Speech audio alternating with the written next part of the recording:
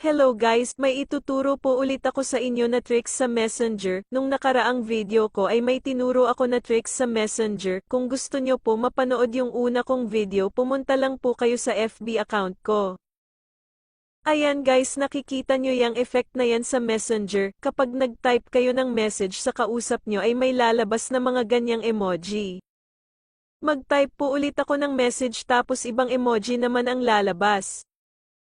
Kapag na-send ko ang message may lalabas na emoji.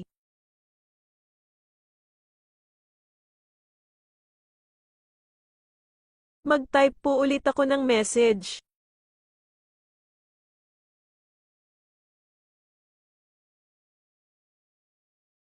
Kung paano ko ginawa ang effect na yan, tapusin nyo po ang video para masundan nyo kung paano ko nilagyan ng ganyang effect ang message ko sa Messenger.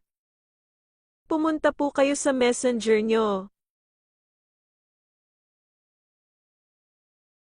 Pumili kayo ng friend na gusto nyo lagyan ng effect ang message.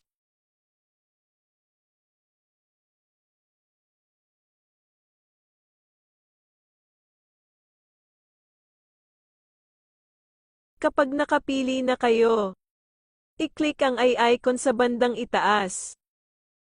I-click ang word effects.